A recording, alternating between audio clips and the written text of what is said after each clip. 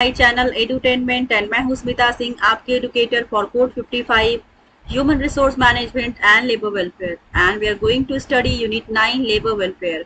And from labor welfare we have covered so many topics since we have started. And if you like my videos, my sessions, please do subscribe my channel and do like and share with your friends as well, whosoever are preparing for code 55 human resource management, industrial relations and labour welfare. So I hope आपको मेरे sessions पसंद आते होंगे. And जो भी contents मैं लेकर के आती हूँ, जो स्टाइल है पढ़ाने की, आपको पसंद आते होंगे. अगर आपको कहीं से भी कोई भी डाउट नजर आए, कोई भी पीपीटी में कोई प्रॉब्लम नजर आती हो, कंटेंट में कोई प्रॉब्लम नजर आता हो, या फिर एक्सप्लेनेशन में आपको लगता हो that I am very fast, being very slow, so in such cases you can let me know on comment section. So comment section के थ्रू आप मुझे जब तक बताएंगे नहीं तब तक मुझे पता नहीं चलेगा. एंड फॉर श्योर जो भी कमेंट्स आएंगे मैं उसको पॉजिटिवली लूंगी and I work on that.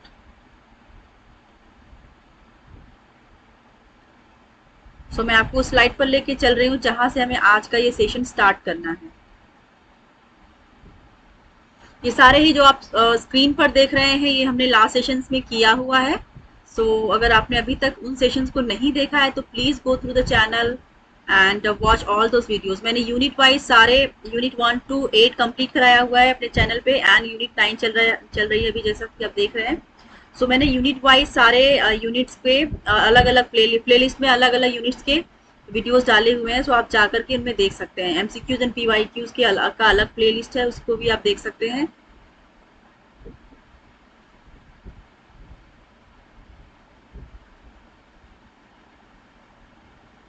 आज हम बात करेंगे सोशल सिक्योरिटी की. What is social security? So let's start with the first topic, concept of social security. What is the concept of social security? सामाजिक सिक्योरिटी जो है इसका क्या कॉन्सेप्ट है, इसके पीछे क्या डेफिनेशन है, इसका क्या विचार है, यू कैन से. स्टार्ट करेंगे.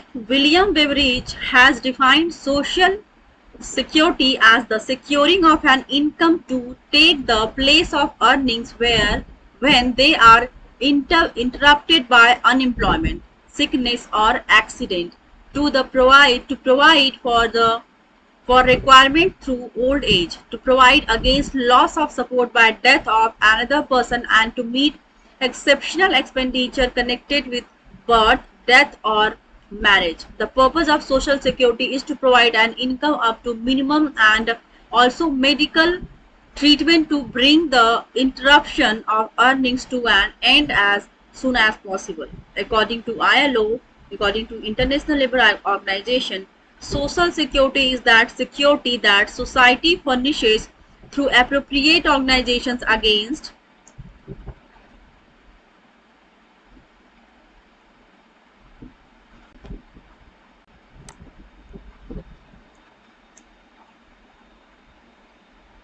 certain risk to which its members are exposed.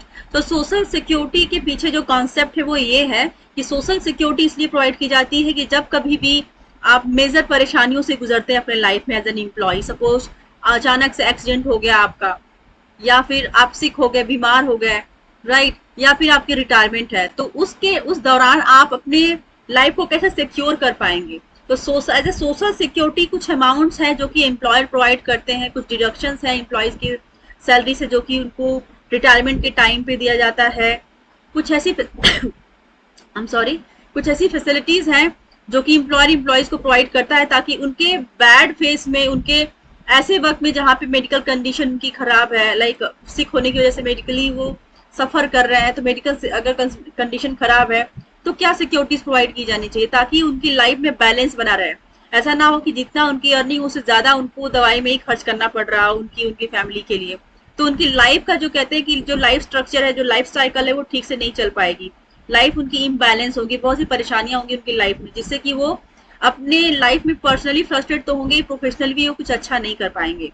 तो एक ह्यूमन बीइंग को, सोशल को, समाज को सिक्योर करने के लिए कुछ रूल्स बनाए गए, कुछ प्रोविजंस बनाए गए, जिसके तहत कुछ स्कीम्स निकाली गई, जिसके तहत उन हर एक एम्प्लॉय को सिक्योर किया जाए, उनकी लाइफ को सिक्योर किया जाए. वो फॉर्म क्या क्या हो सकते हैं, जैसा कि आपने देखा कि जब पर्सन अनएम्प्लॉयड होता है, सिक हो जाता है, एक्सीडेंट से मीट कर लेता है, या फिर उसकी रिटायरमेंट की ही बात कर लें जब वो ओल्ड होता है तो उस केस में उसके पास सोशल सिक्योरिटी कुछ ऐसी चीजें होनी चाहिए, एज ए सिक्योरिटी उसके पास फैसिलिटीज होनी चाहिए कि वो उन टाइम पे उन दिनों वो अपना देख रेख और अपनी फैमिली का भी देख रेख कर पाए। तो एम्प्लॉयर क्या करते हैं, इस तरह की फैसिलिटीज प्रोवाइड करते हैं, सिकनेस बेनिफिट देते हैं, अनएम्प्लॉयमेंट बेनिफिट देते हैं, एक्सीडेंटल बेनिफिट देते हैं, रिटायरमेंट के टाइम उनको बोनस प्रोवाइड किया जाता है। तो इस तरह के बेनिफिट से एक तरह से वो सोशल सिक्योरिटी करते हैं, सोशली उन पीपल को सिक्योर करते हैं। This is how you will have to understand and we will understand the social security concept. ILO के according social security is that the security that society furnishes through appropriate organization against certain risks to which its members are exposed.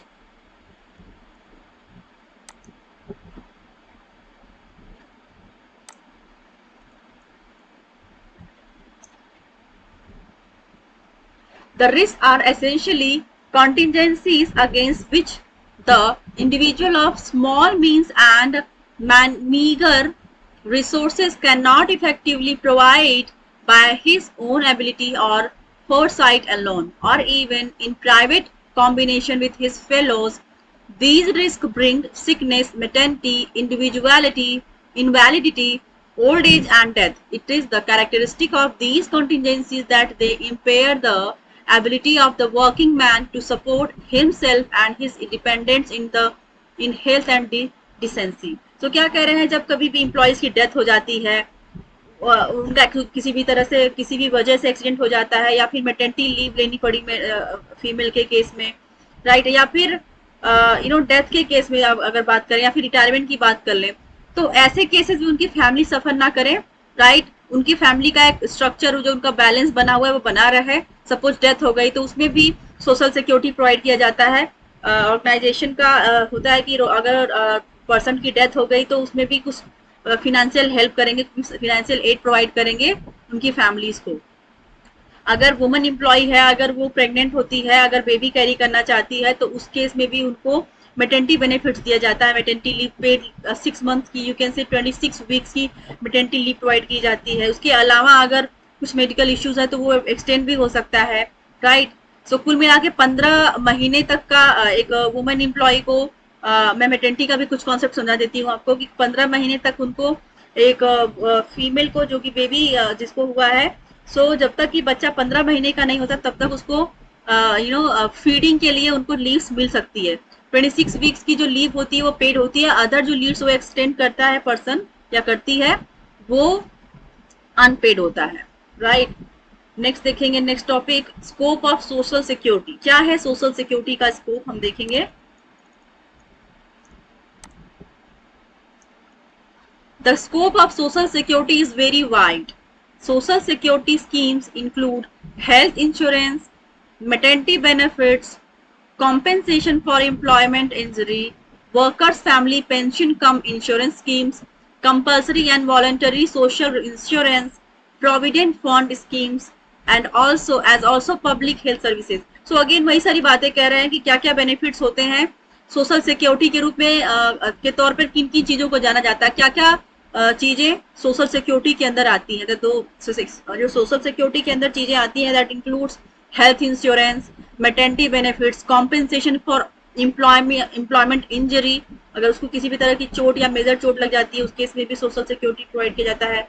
Workers family pension come insurance scheme, workers की family को भी pension provide किया जाता है, insurance scheme निकाली जाती है। Compulsory and voluntary social insurance, provident form जो पीएफ बोलते हैं आप, इनको भी सोशल सिक्योरिटी के अंदर ही रखा जाता है। As also public health service, दो social security programmes differ from country to country. तो सोशल सिक्योरिटी प्रोग्राम में जरूरी नहीं कि एक कंट्री में जो चल रहा है हर कंट्री में वही रूल फॉलो होता होगा, वो वेरी करता है हर कंट्री के ऊपर, कंट्री टू कंट्री के वेरी करता है। They have 3 characteristics in common, वो 3 ऐसी क्या कैरेक्टरिस्टिक्स हैं जो कि कॉमन है हर एक कंट्री के लिए, हम देखेंगे यहाँ पर। They are establish by law, क्योंकि ये लॉ के द्वारा बनाई जाती है, इसको सेंट्रल गवर्नमेंट ही फॉर्म करता है या फिर स्टेट गवर्नमेंट फॉर्म करता है, डिपेंड करता है किस तरह का लॉ है। तो इसको लॉ के द्वारा ही फॉर्म किया जाता है हर कंट्री में, ये सिमिलरिटी है। दूसरा है they provide some form of cash payment to individuals to compensate at least a part of the lost income that occurs due to such contingencies as unemployment, maternity, work injury, invalidism, individual disease, old age, burial, widowhood and orphanhood. Widowhood का मतलब कि जो विधवा हो जाते हैं, ऑर्फनहुड का मतलब जो अनाथ हो जाते हैं। तो इन केसेस में भी सोशल सिक्योरिटी प्रोवाइड की जाती है, राइट, और ये भी कॉमन होता है कंट्री, हर कंट्री में। तीसरा है द बेनिफिट्स और services are provided in 3 ways. वो 3 तरीके क्या है जो बेनिफिट्स एंड सर्विसेज प्रोवाइड किए जाते हैं सोशल सिक्योरिटी के लिए। पहला है सोशल इंश्योरेंस, और दूसरा है सोशल असिस्टेंस, और तीसरा है पब्लिक सर्विस। ये तीनों ही कॉमन है इसमें। तो 1, 2, 3 जो आपने देखा ये तीनों ही कॉमन होंगे, अदरवाइज बाकी कंट्री टू कंट्री वेरी करता है, राइट। सो आई होप आपको ये सेशन पसंद आया होगा, एंड अपकमिंग सेशन में हम इससे और भी टॉपिक्स और अच्छे अच्छे टॉपिक्स में लेकर के आऊंगी यूनिट 9 से ही। और आई होप ये हमारा यूनिट 9 2-3 क्लासेस के बाद खत्म हो जाए, तो उसके बाद स्टार्ट करेंगे सेशन यूनिट 10। यूनिट 10 खत्म करने के बाद हम बात करेंगे एमसीक्यूज एंड पीवाईक्यूज। ऑलराइट, सो तब तक के लिए keep watching me and thank you very much.